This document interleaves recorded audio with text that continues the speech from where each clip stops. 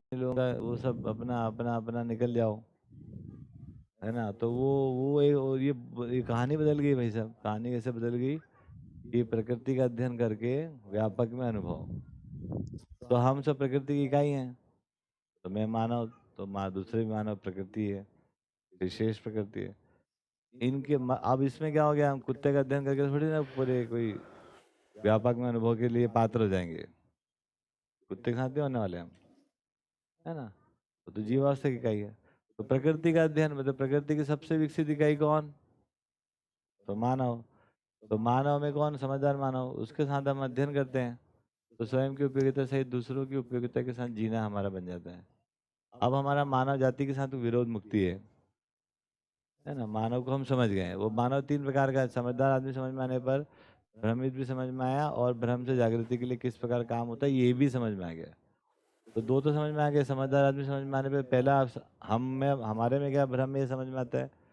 तो और भी लोगों में क्या भ्रम होता है ये भी समझ में आता है। और भ्रम से जागृति का रास्ता जब हम चलते हैं तो और जो भ्रमित लोग हैं वो भी चल ही सकते हैं, ये समझ में आता है। तो किसी के प्रति कोई डाउट अपना बचा नहीं है अब। कहीं पर भी हमारे को मानव के प्रति विरोध नहीं बचा है कि ये तो सुधर नहीं सकता, ऐसा वैसा तैसा, वो खत्म हो गया वो कहानी। तब हम मानव के प्रति कुल मिलाकर विरोध मुक्त हो गए। हमारा जीवन शक्ति उसमें वेस्ट ही नहीं हो रही, है ना। तो हमारी जीवन शक्ति जहाँ जहाँ विरोध है वहाँ वेस्ट होती रहती है। जैसे अभी अभी नौकरी व्यापार है तो उसमें वेस्ट हो रही है हमारे जीवन की ताकत, जबकि हम उसमें मिलने वाला कुल मिलाकर रोजी रोटी है। वो रोटी का उपाय हम अभी यहाँ कर लिए।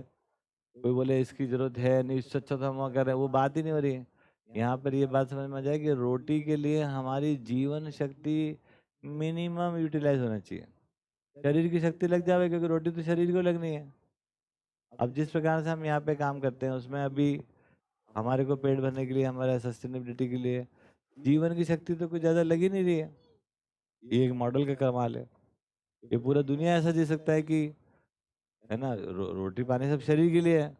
तो हमारा जीवन का जो ताकत है, पोटेंशियल है हमारा, वो खाने में ज़्यादा लगना चाहिए कि अपना उससे अधिक मानव में लगना चाहिए, है ना। तो तीन बातें हैं। तीन बातें कैसे होगी, कई बार पढ़ा ही चुका हूँ। एक है सुविधा के लिए ताकत लगना, एक है संबंध के लिए ताकत लगना, और एक लक्ष्य के लिए लगना, जिसको हम कह रहे हैं अनुभव। यहाँ पर अनुभव कह रहे हैं, लक्ष्य को कंफ्यूज मत हो जाना आप, है ना। तो अभी इसमें ताकत मिनिमम चाहिए, उससे ज़्यादा ताकत यहाँ चाहिए और उससे ज़्यादा ताकत यहाँ चाहिए। लेकिन डिप्लॉयमेंट ऑफ एनर्जी हमारी क्या हो रही है, वो इसमें हो ज़्यादा हो रही है। क्योंकि घर्षण हुआ रखा है, कंपटीशन हमने फैला रखी है, लड़ाई झगड़ा मार काट मची पड़ी है ना। वो डीजल पेट्रोल के लिए हम मरे जा रहे हैं। हम सोच रहे हैं इराक का दबाए बिना होगा ही नहीं हमारा ईरान, है ना।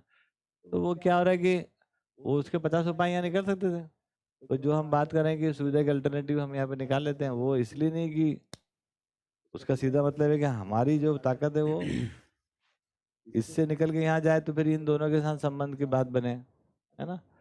तो ये विलय हो जाए, ये मतलब इसका उत्तर हो जाए, तो फिर ये सहअस्तित्व में अनुभव की बात बने। विधा का जैसे अपन उस प्रकार सेटअप कर लेते हैं तो फिर वो प्रयोग प्रमाण में एनर्जी लगना वो हो जाती बहुत है ना। मिनिमम हो जाती है। क्या है अब और फिर गोबर गैस हिलाओ, गैस आ गई। ईरान से निकला कि नहीं निकला टैंकर, अरे भाड़ में गया ईरान। रोटी खाने के लिए इतनी ताकत, ईरान से टैंकर लेके आ रहा है। मतलब ये तो नॉनसेंस ही है ना। फिर कितना लोग ताकत लगा रहे हैं, उससे मिलेगा क्या आखिरी में, रोटी। तो रोटी के लिए अब सिंपली क्यों नहीं कर सकते हम, है ना। जैसे हम जो बात करेंगे संवेदनाओं का संतुलन की बात करें, या खाना पीना एक संयम की बात इसलिए करेंगे, उसमें ज़्यादा एनर्जी नहीं लगे, और कुछ नहीं है ना। हम जैसे जलवा फैला के भी खाना खा सकते हैं, उसमें कितनी एनर्जी लगाएंगे, आखिर अल्टीमेटली रोटी मिलेगी उसमें। ज़्यादा लगाने के बाद रोटी भी खराब मिलती है। तो ये बात हमको समझ में आया। तो ये जो समाधान समृद्धि का मॉडल है, इसमें क्या होता है कि आपकी जीवन शक्ति का डिप्लॉयमेंट जो है ना, वो ग्रेजुअली अपग्रेड होता रहता है। अभी आप संबंध को एक दिन छोड़ देते हो क्योंकि सुविधा ही बहुत महत्वपूर्ण है अभी तो हमारे लिए, कोई नहीं मिल रही है। बाहर में गया चलो, क्योंकि वहाँ तो यहाँ कंपटीशन है, तो यहाँ इस पर हम चैलेंज है। वी आर चैलेंज एट सुविधा। तो our maximum energy is misuse, under utilise, मतलब इतने के लिए इतनी ताकत लगनी चाहिए, उस पर ज़्यादा लगा रहे हैं। तो इस प्रकार से ये बात हमको समझ में आ जाए कि ये मॉडल इसलिए ठीक है कि हमारा इसमें ताकत कम से कम लग रहा है, ताकि हम ज़्यादा से ज़्यादा ताकत अपने जहाँ गोल पर की तरफ। हाँ जरूरत है वहाँ लगा पाए। भले ही शरीर मूलक विधि से भले ही हमको 10 घंटा 8 घंटा लगता हो, बट जीवन नहीं लग रहा है उसमें, क्योंकि अब शरीर को रोटी पानी चाहिए, हमें थोड़ी चाहिए। संबंध में कम कैसे लगने लगेगी? हाँ, सुविधा में तो समझ में आया कि ये सब अब जोगाड़ से। संबंध में कैसे लग रही? संबंध में तो वो रोज रोना धोना चल रहा है, तो ज्यादा एनर्जी वेस्ट हो रही है उसमें। तो अब उसमें निर्वृत हो गए, स्वयं की उपयोगिता के साथ दूसरे की उपयोगिता के साथ जीने लगे हम। जो अपन अभी व्यवहार प्रमाण की बात कर रहे हाँ, थे। तो फिर उसमें हमारी ताकत ही नहीं है, अभी कोई घर्षण ही नहीं है, तो घर्षण मुक्त हो गए। दूसरी जगह पर आदमी के साथ घर्षण मुक्त। आदमी के साथ कैसे? तो आदमी 3 प्रकार के मिलेंगे आपको, एक समझदार, एक नासमझ, एक समझने के लिए काम करने वाला। तो समझदार को ही ढूंढना है अपने को। तो समझदार ढूंढने के बाद क्या हो गया? अपने में नासमझी पता लग जाती है। जागृत मानव के साथ अपने में भ्रम की पहचान हो जाती है। तो 850 करोड़ आदमी पहचान में आ गए, वहां जाके समझने की जरूरत है क्या उसको? हम भी एक तरीके से भ्रमित है, दूसरा दूसरे तरीके से भ्रमित है। भ्रमित के 1000 रूप। ठीक है, ये भी क्लियर हुआ। अब भ्रम से जागृति वाला, ये भरोसा बनना है कि भ्रम से जागृति को जा सकता है, आप भी जा सकते हो, नहीं तो नहीं जाएगा। तो मेरे में जबरन सोच रहा हूँ कि प्रांजल का क्या होगा ये। तो भ्रम से जागृति की और गति, यदि मैंने कुछ भी एक स्टेप लिया तो मेरे को सब पे भरोसा आता है कि सभी सुधर सकते हैं, टाइम लगेगा और क्या होगा। तो इस प्रकार से हमारे जीवन में वो एनर्जी एकदम, सपने नहीं आ रहे उसके आपको। हाँ, जैसे वो वाली सुविधा वाली नीचे गई, वैसे ये भी। ये भी एकदम सामान्य हो गया है। तो अब इसका आप मतलब ये नहीं, इग्नोर नहीं हुई वो, ना ना एड्रेस ना हो गई। एड्रेस हो गई। वो बहुत अलग बात है, एड्रेस हुआ। होना इग्नोर होना अलग बात है। हम जितना इग्नोर करते हैं वो उतना ज्यादा ध्यान देता है। जितना आप गुस्सा रहते हो, जितना आप दुखी रहते हो, जितना आप इग्नोर करना चाहते हो, उतना आपको 24 घंटे उसी का ध्यान रहता है। यहाँ पे बैठा हुआ एक आदमी को यदि एक आदमी स्वीकार नहीं हो रहा है तो उसको इग्नोर करता है, तो वही ध्यान रहता है। लाल मुख का बंदर है वो उसके लिए। तो हमने ऐसे लाल मुख के बंदर बना लिए, लोग आगे रह के बन गए, दोनों ही चीज हो सकते हैं, है ना। लेकिन हमारे अंदर बने हैं तो हमने बनाया है उसको, तो कोई दूसरा तरीका नहीं है। क्योंकि ठीक उससे वैसी गलतियां कोई और भी करता है तो हमारा एक अलग रवैया है, तो वो हमारा अपना मान्यता भी है और लोगों का काम करने का तरीका भी। दोनों बातों को नजरअंदाज नहीं कर। कल ही हमने तय करा कि इसमें दोनों पक्ष जिम्मेदार, बट अब दूसरे पक्ष का इंतजार करें कि हम अपने में काम करें। ठीक, अपने में काम करें तो हमारे को भरोसा आता है कि वो भी सुधर सकता है। तो ड्रॉप हो गया, तो फिर आपको सपने नहीं आएंगे उसके, मतलब दिन भर आपको उसका ध्यान नहीं रहेगा। तो इसके बाद में भी अभी भी वो पार्ट तो अच्छा, मतलब क्लैरिटी आई इस पे, है ना। पर वो अस्तित्व में अनुभव होना है ना, कि अस्तित्व क्योंकि सहअस्तित्व में पहले निर्वृत हो गए ना आप, हाँ हो गए। तब व्यापक में अनुभव होना है। ये अनुभव क्या होना है? आदमी के साथ थोड़ी हो रहा है कोई। आदमी के साथ निर्वृत हो जाने पर ये व्यापक में मैं हूँ, क्योंकि ये तो और ही सूक्ष्म मुद्दा है, अति सूक्ष्म। व्यापक तो एकदम सूक्ष्म है, और जीवन में, अच्छा, तो प्रकृति वाला। जीवन में जो आत्मा है वो और ही सूक्ष्म है। तो ये प्रकृति हो गई अब। हाँ, तो वो एड्रेस हो गई एक प्रकार से, क्योंकि हाँ, तो प्रकृति का अति सूक्ष्म हिस्सा आत्मा है। आत्मा ही व्यापक में अस्तित्व को अनुभव करेगी। इसी के 3 भाग है, साक्षात्कार और बोध, है ना, अनुभव, है ना। तो ये सब पहुंचेगा यहाँ तक। तो मुझे जब तक मेरी क्लैरिटी नहीं, तब तक बाकी सब चीज़ों के बारे में जिज्ञासा रहती है। और जब मैं क्लियर हो गया उसके बाद ही फिर वो भाई ये ये साथ में क्या मुद्दे है मेरे। बचे ही नहीं रहते ना, क्या सोचोगे आप इस बारे में? तो फिर जो है साथ में वो बचा के।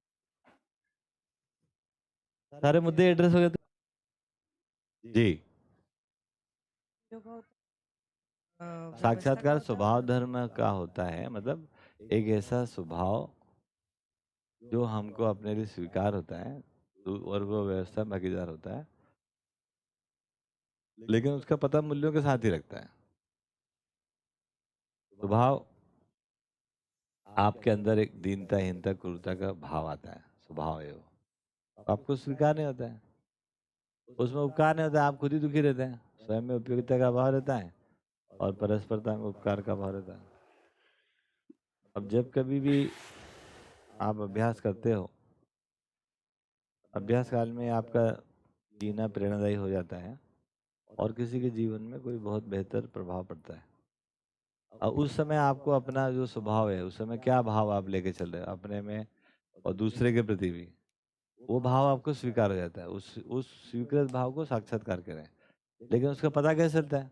उसका पता चलता है वही मूल्यों के साथ, कि आप आप उस समय विश्वास पूर्वक जी रहे हो, आप उस समय सम्मान पूर्वक जी रहे हो, आप उस समय स्नेह पूर्वक जी रहे हो, ये मूल्य वहाँ पर आप ही हो। वो मूल्य आप ही के अंदर स्वभाव है, आप ही उस समय मूल्य मूल्य क्रिया हो गई वहाँ पर, है ना। जब आप स्वभाव को स्थिर वो कर रहे हैं तो मूल्य उसकी क्रिया हो गई, तो वो मूल्य उदय हो रहे हैं आप में, एक घटना घट रही। और उसके बीच में क्या हो रहा है, तो उस व्यक्ति के साथ, जो भी व्यक्ति के साथ हम जी रहे हैं, मानव जाति के साथ, उसके साथ हम अपने अपने उपयोगिता को पहचान पा रहे हैं और तो देख पा रहे हैं कि ये सही में उपयोगी है, ऐसे जीना ये सही में ठीक ही है ये, क्योंकि उससे व्यवस्था खड़ी हो रही है। व्यवस्था खड़ी हो रही मतलब दो मानव के बीच में अभी जो है वो विरोध गल रहा है, प्रेरणा हो रही है, इस प्रकार की बात है। ठीक हो गया।